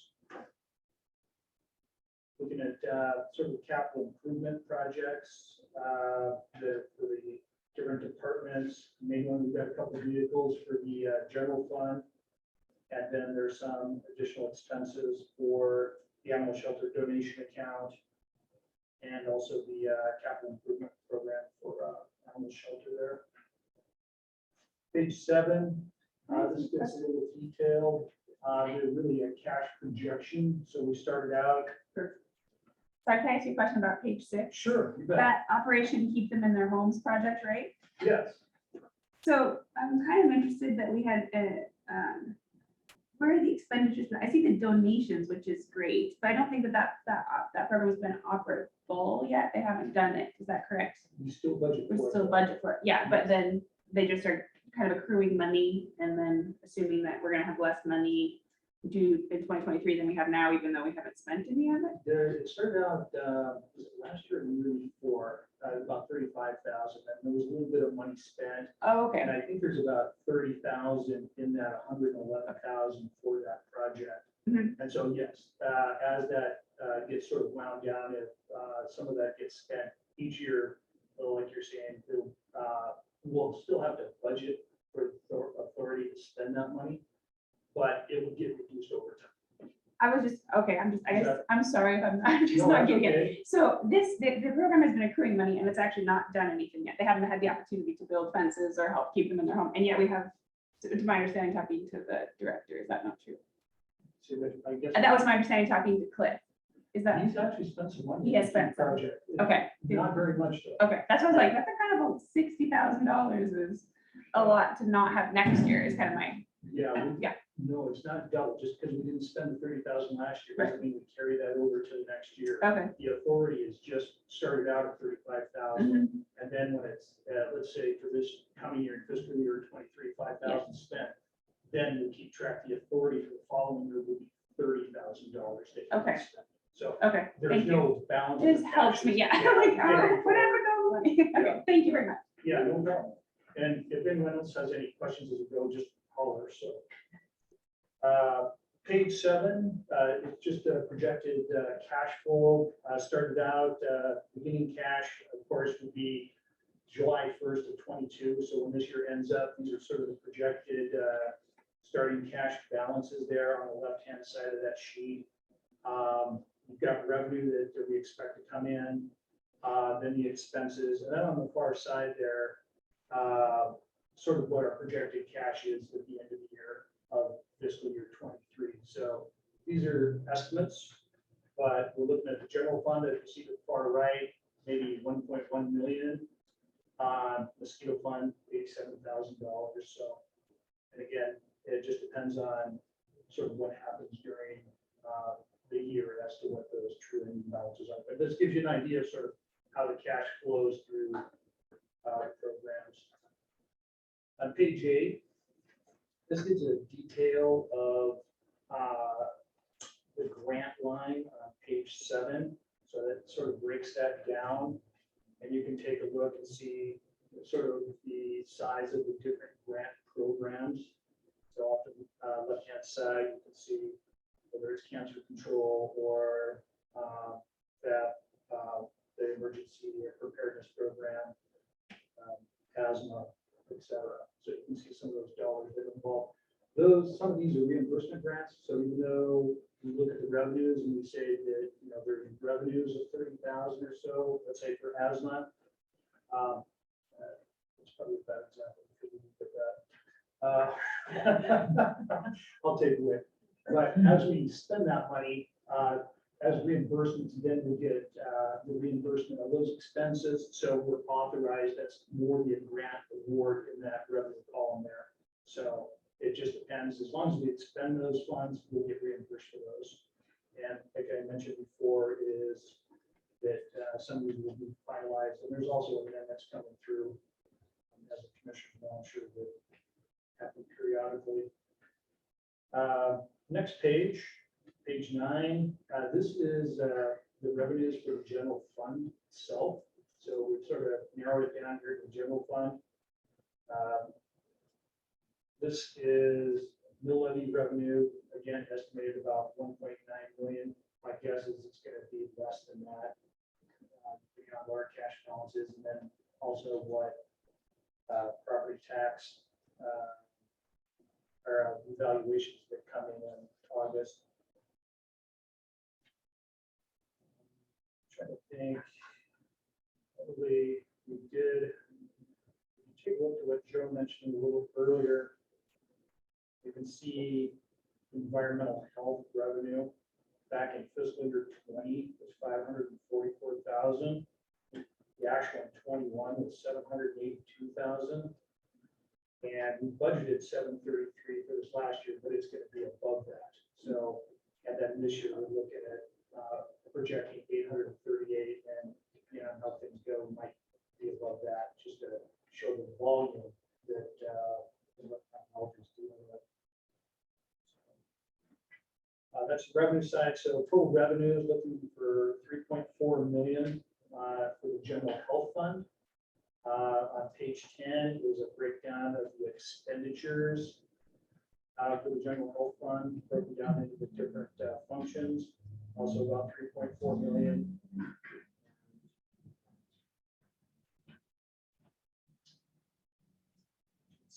Probably in fiscal year 21, we had a larger dollar amount in the administrative area for that, about 1.6.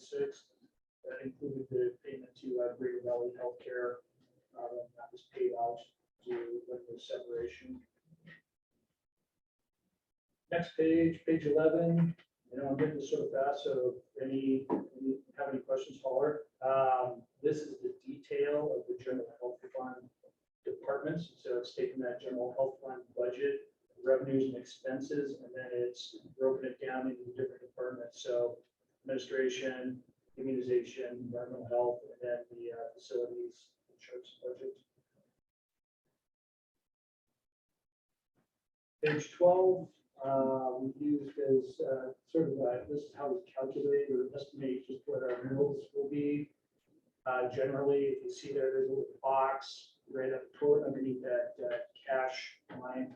We want to keep under 33% as our max that we can carry forward with about 32%. But my guess is that that will drop depending on what our actual mills come in at. So,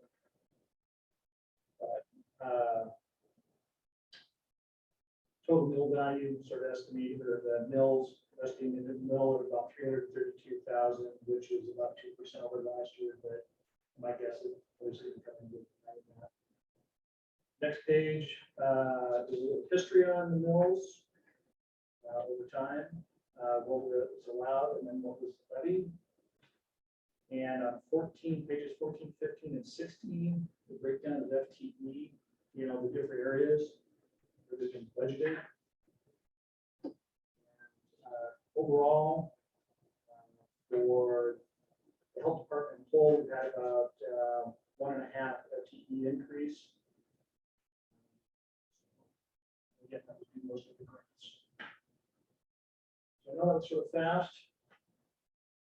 And just so you know, that 1.5 increase was actually already factored in. Those aren't new employees in the budget. So we're not, there's a sidebar if you ask for new employees through the budget cycle. All of these have been taken care of. There's no sidebars this year. We don't perceive that we'll have any sidebars. So all these FTEs have already been cooked into either grants that have been approved by the commissioners this fiscal year. We're not asking for any new FTEs next. Any questions on the preliminary budget?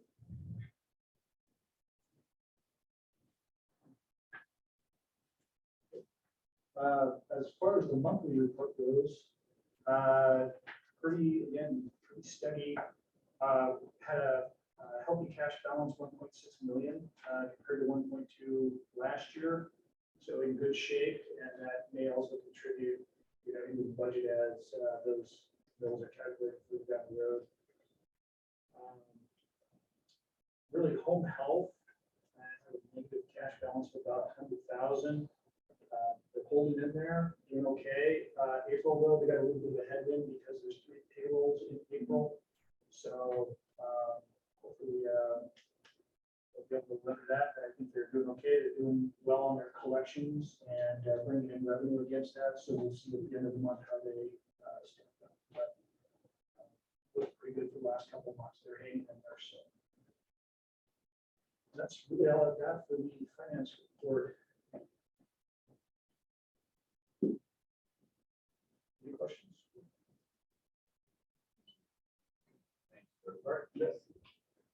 And keeping track of this budget, new negotiations, moving targets, so I appreciate all the stuff. All right. I will go fast. I'm gonna just, right, you've seen these, you look at them, the graphics. Our new cases continue to hold steady low. We're seeing a little bump up. I think yesterday we had like 26 active cases in Credit County. Nothing to be alarmed about, but we really liked it when we had a couple of days of zero. And we have less than 10 active cases. But, you know, let's just let that go. So the things that I'm really continue to be optimistic about, and I see this every day when we go through the latest report, the infectious disease stuff, our positivity rate is still very, very low. So we're seeing a lot of testing, we're not seeing a lot of positives. So there's a lot of good indication that our viral load is low and it's staying low. We're seeing little clusters. I mean, I picked up a family of 3 that in over 2 days became cases. So we're seeing some good stuff. Our active daily census, we went without having. We have 2 now in our hospital system. It's manageable. I give you this because this is the stress on the hospital system. Still really low. Let's keep it that way. I mean, we're seeing some surge in cases nationwide and some hospitalization rates going up, but not a big deal. You see in the situation report that you get, you see this community indicator stuff. We're still sitting really low with community transmission. Once again, it's that viral load that we want to keep down. We certainly, I talk to the schools every other week, and if we're in, let's go back to that. If you're 6 stay home. It's not about COVID. If you're 6 stay home. It's a better message. Yeah. And so we're going to stick to that. That's our story, and we're sticking to it, as they say in the song. That would be it, unless you have any questions. I do have some stuff that I will put in my health officer's report next month. So there's off of some of the stuff that was discussed today. So that's it for me. Do you have a question? Are you still getting any folks coming in for it? Yes. We had 200. Did all 200 show up? I'm sorry. Immunizations, COVID vaccination. We did about 225 this week. Yeah. So they're still coming in. Something We're like seeing that second booster kind of It's the surgery. booster thing, right? Yeah, mostly second boosters. So we're still seeing it. You know, it's steady, and people are recognizing, well, I'm going to travel, I'm going to do this, I'm going to do that, just so that or they're compromised and they feel that they're right. Do you have any update on the lead testing in schools? The lead in schools? No, but I will go out to the superintendents to see where they are. I think the last thing was in the paper, there's still a few schools that haven't had salaries. A couple school in Thunder Falls and school. One in Columbia Falls is because it was supposed to be coming. Oh, is it? I think it's been great. It is actually. So no need to test. I'm just saying that they're behind a construction of brand new one next to it. That's the story that I was told by. I will follow up on that with Jess. That's done. All right. Yeah, we have committee. We do. We have a finance committee report, and I think Ron is going to handle that. I have to be at another 3 o'clock across town, so I'm gonna let Pam pick up, take over, close out, that's the sign. Thank you all for a great meeting today. Thank you, Roger. If I get anything. I'll try to keep everything calm, okay? All those raffle raffles. On my. You're in the finance committee, so. I know, that's why. You brought it up then. Yes, so the finance and budget committee met on the 6th of April. Pam, Artis, Rod, myself, we were given a presentation of the 2023 preliminary budget by Kirk and Joe. Great job. The presentation was really good. There was some items that were followed up at the April 18th administrative review. So the budget that we were presented, preliminary budget that we were presented has those updates in it. And it was just very thorough and a lot of things were explained to us. I have tons of notes. So if anybody would like to see the notes that I took from the meeting that we had where we were getting some more in depth. I would like to, at this point, bring a motion to recommend approval of the 2023 preliminary budget to forward to the commissioners. I guess recommend to the 2023 preliminary budget forward to the commissioners for their approval. Point of order, is that an action item? Anything that comes out of the committees don't have to be labeled as an action item. As long as it's within the scope of what they've noticed for the meeting. So it's the recommendation of this committee to move it forward for the 2023 but preliminary budget to the commissioners for their approval. All right. Does that take a second? We don't have the guy here that would tell us. I'm not a Robert's rule guy. Yeah, if we're gonna do it as a motion, then a roll call vote, All right. take a second. All right, who would like to second that? I'll second that. Okay. Any discussion? I would like to make some comments. For the public, anybody who does watch these meetings, this is tax dollar money we're spending. And I assure everyone that not only do we have adequate, competent staff managing these funds, but the committee that reviewed this got to ask all the questions. We reviewed it thoroughly so that they wouldn't have to out there in the world. You keep working and pay your taxes like we all do. And even when questions did come up, staff was so good at getting those answers and back to the committee right away. So it's not just a rubber stamp, I guess is what I'm saying. This is thoroughly looked at line by line, as you know, and we ask hard questions. And the hard questions are answered with facts and backed up. So just, I guess that's a good health report for our tax dollars at work. So. And I'll follow up with, and it was part of our presentation today, it's the chart that showed the mills allowed. And we are very responsible as a department that we're presenting our budget and we stay within or under, actually under those allowed mills. And that's a good use of our resources as well as a diligence commitment from the health department to stay transparent and resourceful with those tax dollars. Any other discussion? Okay, do the roll call. Artis, Yes. Don, Yes. Jessica, Yes.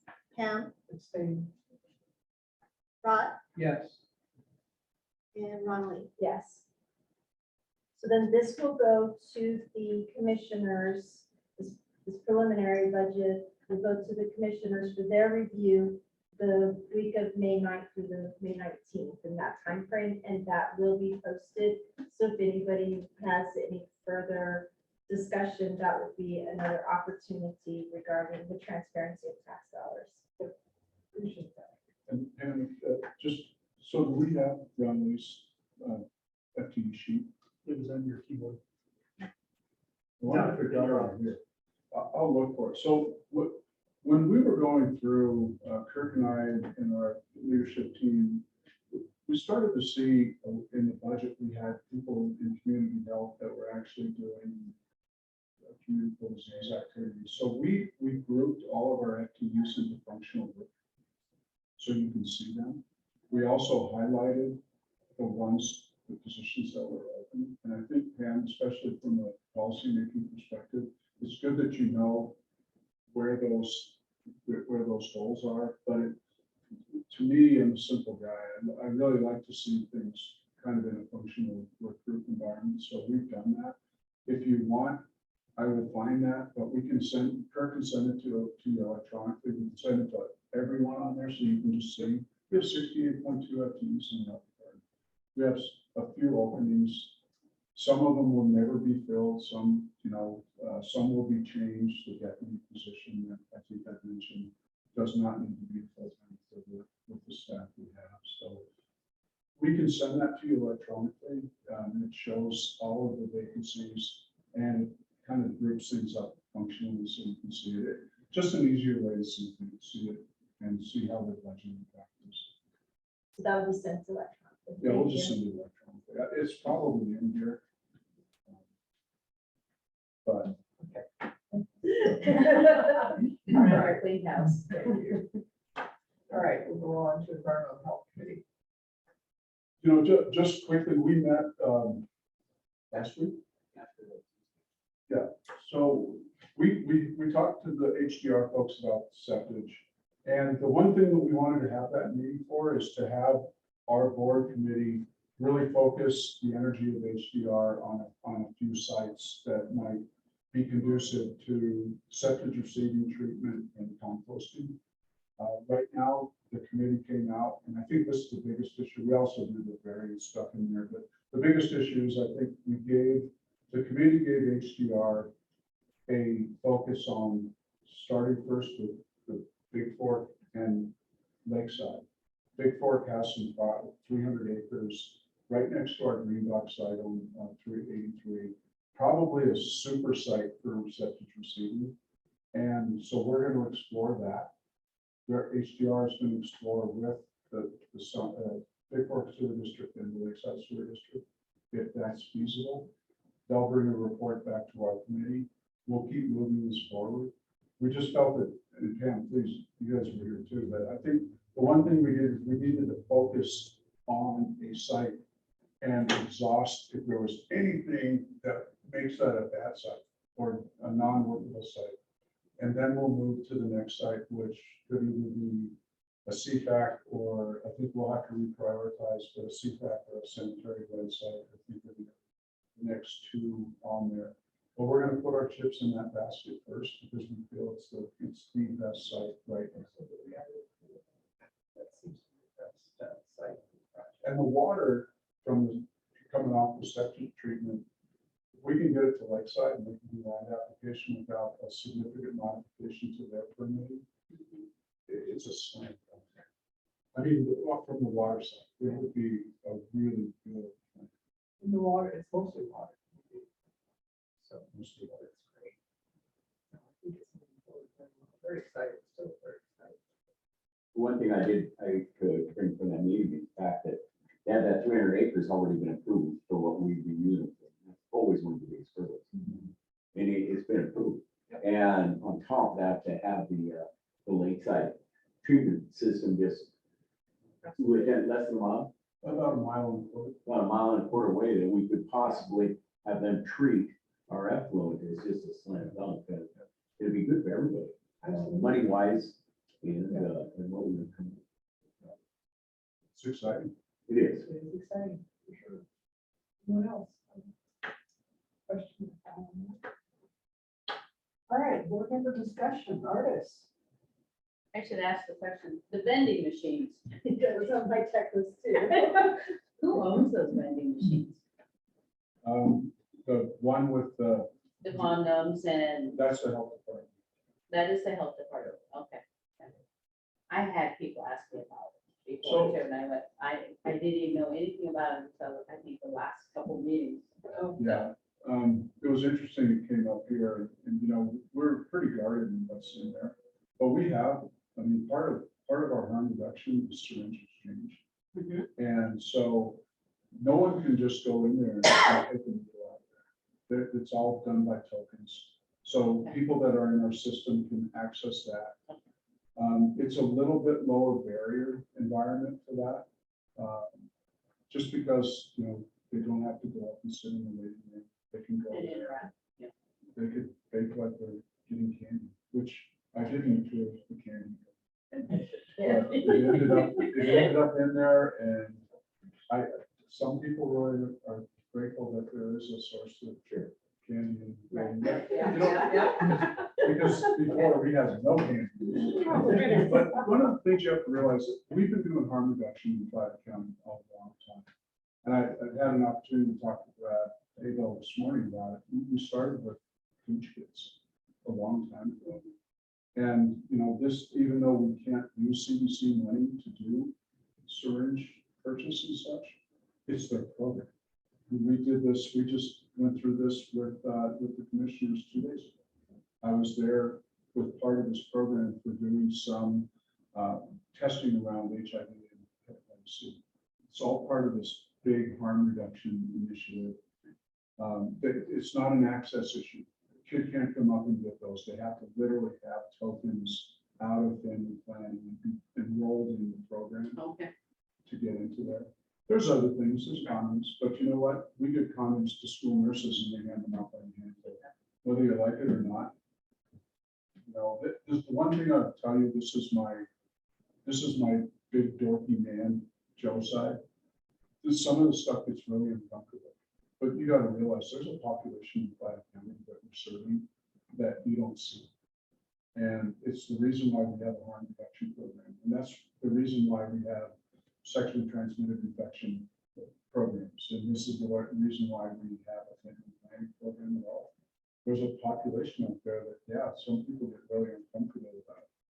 But if we don't address it, we'll address it through elevated healthcare costs and a lot of other things. So, you know, I can stand up and defend this as our leadership group over there would say, Joe spurned a little bit. But, you know, at the end of the day, I think after I've seen it work, I think it's actually something that's of significant benefit. Does it make people happy? Does it make everyone comfortable? Some public health prevention don't make people, but they do something that you may never see an intravenous drug user in your day-to-day activities, but our staff does. So, and where else that touches? I mean, I started here, literally the second day I started as a health officer, we had a hepatitis A case that we identified through intravenous drug use testing. And I spent the next 2 months chasing hepatitis A around Fayette.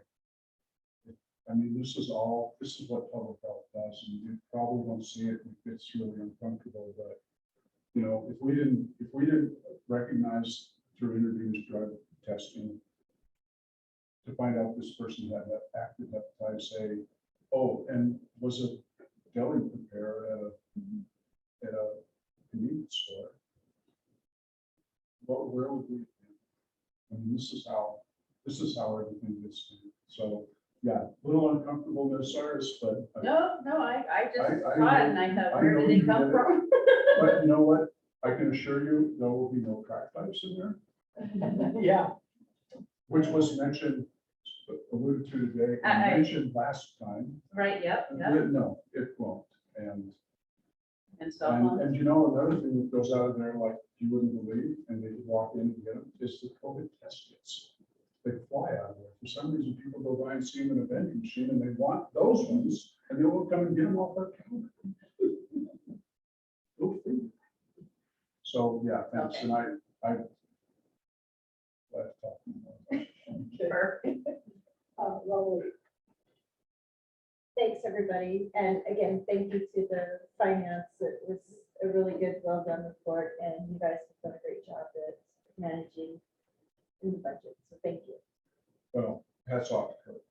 I just get to carry the band. He has to sell it. Well, I'll make one final comment, just based on what you just said, Joe, and I appreciate that a lot. And a lot of times you're in the crossfire, and we saw that even with the gentleman who interviewed. You know, he also was in the crossfire in a smaller community. And we have to remember that everyone promoting freedom and liberty, that, you know, the preamble to our Constitution says we promote the general welfare. And that's what we're doing. We are doing our duty and promoting the general welfare may be uncomfortable for some. You know, it's gonna come at the expense of someone else, tax dollars. But we have to do it. And I think we're doing a good job. You know, we don't make every decision right, but we're making the decisions we have to. So I'll end with that, promote the general welfare. Don? When we had public comment, in our interview the other day, young man stood up and was very eloquent in his description of problems with mental health. And, I know we talked about it. Who was the one that, is that you, Rob, that is part of it? Who was the one that's really pushed it? Yeah, and so we brought. Okay, then As we're the so chair. much in the interest of. I'm just wondering, where are we and what can we improve? I mean, that was pretty eloquent. I mean, that young man had some things to say. And I mean, that's what public comment should be. I was so impressed with that. I wanted to go and walk around the room just to say thanks. You know, we have a mental health crisis in Platte County, and I think it is something that we should continue to look at from the behavioral health. We shouldn't discard that. I think we need the leadership to stay involved in that, but I will tell you, we're trying to move we have a mobile crisis system we mentioned to you at Monday. This is where we try to link mental health providers into law enforcement, into the ED, to try to, it's a diversion. So we're trying to get them out. They're heavy users of services that if we can divert them and get them into mental health services and get them into counseling, we might be able to stop this type of activity. We've had a provider of mental health in Platte County that's, I will tell you, they failed us. Western Montana is continuing to fail, and a lot of it may be outside of their control, but we have a significant impact. Our mental health building, Glacier House, is closed. Anyone who needs mental health services on a daily basis has to go to Lake County. So we're right now, and I had an opportunity to talk to the commissioners real offhandedly about the fact that we're working with Greater Valley, Greater Valley has a significant amount of behavioral providers. They could be the anchor for us to get some of these other activities we need. So if we can, our crisis, our mobile crisis or diversion or co-responder or it goes by a ton of names. If we can get that embedded better, and we can start to move the services around that, the wraparound services that are necessary to really do this job. Don, I think we have the start of something good, but we relied on the Western for so long, and there's no staff. And it's killing us. And I'll tell you, if I brought Tara Fujita in here, she would tell you that the courts and everything else, the fact that we don't have enough MHPs, mental health providers that can actually do counseling that our court system needs to determine where people need to go. We have none of this going on. We have a significant problem. And, you know, it's not going to just be Greater Valley, and it's not going to be the health department, you know, cheering on and managing the co-responder. It's going to take all of us. Right, and it's not just the county, it's statewide. And The that's legislature really needs to step up and do something because that facility closed. Yeah, it's just not acceptable. There's too much of it out there. So a lot of this legislative session, I hope they figure out. I'm sure that's some of the. I think there's people don't understand that a lot of these folks, and this was brought up by his presentation, they want the help. They want to have someone managing their drug intake. They don't want to have these issues. What they see are the guys that are hiding in the bushes that don't want any help, that are brought before the police a lot, that are hauled in because they don't want the help. There's a really significant group out there, I believe, that if help was really offered to them and in front of them, I think they'd take it. I think that's got to be a major concern of us.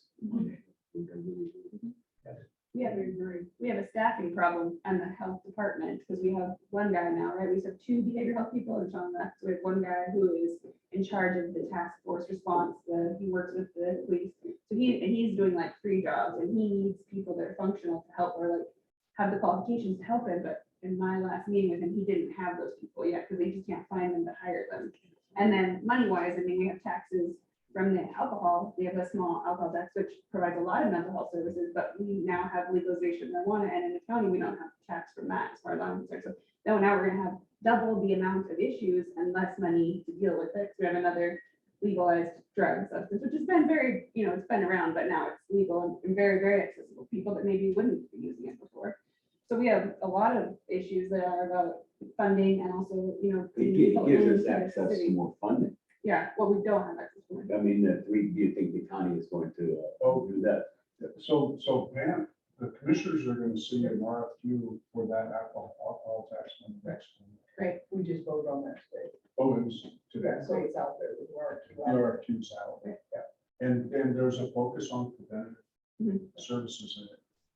And I think that's really a good solid move by the commissioners to start to generate some preventative activities around that. And I think this is just part of the public health crisis that we all experienced, right? And everyone's realizing that public health became COVID, and then everyone had very strong feelings about that. And then we got into kind of this really political area, which is difficult for people who do that for a living to maintain, I think. Mostly, it's hard. Mental health is hard even when you're just in response mode all the time. And so now we have this huge crisis that's always been there, but now it's just getting bigger and bigger. And we have more people and more drugs and more, and less funding. And no suicide grants, because we don't have people to write the grants that can get them. So we didn't even get the suicide grant for adults, and we have a suicide crisis. So yeah, I mean, as the chair of the behavioral health committee, I'm like, I don't even know where to start. We have these meetings and talk to these people, and it's like, it's a very large issue, and I don't have a lot of answers. This is probably the first time I've ever said this, but Yeah, exactly. it's gonna. Well, Hopefully the state is going to help us. Yeah, I'm sure that'll be brought up. Yeah. Big time at the state there. Yeah, and that is stuff that a lot of people are looking at, and Yeah. that had people talking to me, and so, absolutely, there is awareness. And for the committee work, it does feel overwhelming, but I will say that because the committee is meeting, things are being discussed, ideas are being put on the table. It's a place where we throw a bunch of ideas down and then say, okay, well, let's see, how is this working or not working? Where are the barriers? So without the committee, then we don't even have the discussion of what is working, what's not working, where can we overcome some barriers, or where can we look at thinking out of the box and coming up with some newer ideas. Is the provider to licensed provider a problem? That's something that can be addressed in legislation. Is there a lack of education opportunities to provide those providers? That's again something else that we can talk about through looking at who we can bring to the table. So having the committee is really important. It is a very large issue, and to be able to find what can we focus on. Can we focus on mental health and suicide prevention through grant writing, and what grants are available so that we can get some providers out there. There's some ideas through the Nate shoot that we've been able to talk about in the committee. So if that helps to answer that, there are some things that it's a very large problem. It's substantial. And I don't know if we're ever going to have the solutions, but we can come up with some ideas and some avenues that can be taken to help to address it.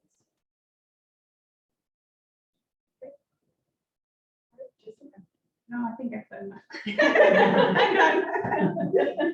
No, we're elephants. Yeah, I just want to say it's nice to see us get back to what we do so well.